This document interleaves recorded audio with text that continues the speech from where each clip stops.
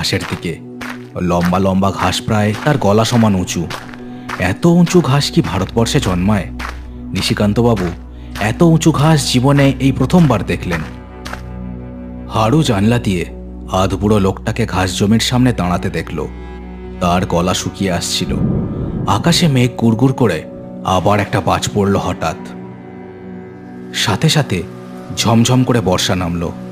ট্রেনের চালে বড় বড় ফোঁটার শব্দ কানে এলো সবার। সবাই ভয়ে আরও সিটিয়ে গেল বর্ষার আওয়াজে। ও অমনিদা, লোকটাকে ডাক দাও, নইলে সবাই বিপদে পড়বো যে। ও কাকু, ও কাকু। হ্যাঁ, ঠিক ঠিক।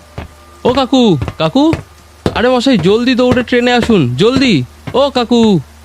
নিশিকান্তবাবুর কাজ সারা হয়ে গেছিল। ঘাড় ঘুরিয়ে দেখলেন ট্রেন থেকে সেই ছেলে দুটো একভাবে হাত নেড়ে তাকে ডেকেই চলেছে। এই বুড়ো, আরে জলদি দৌড়ে আসুন। কি লোক বলো তো? আরে ও কাকু। নিশিকান্তবাবুর মাথায় বর্ষার জল পড়ছে। পেটটা খালি করতে পেরে মনে বেশ ফুরফুরে ভাব এলো তার।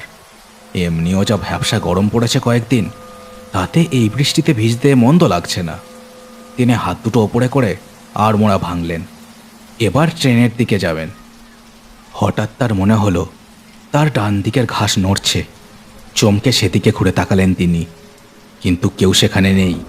শুধু বর্ষার ফোঁটার শব্দ শোনা যাচ্ছে ট্রেনের ছাদের ওপর। এই কে রে? কে ওখানে? হ্যাঁ, ট্রেনের কোনো লোক নাকি?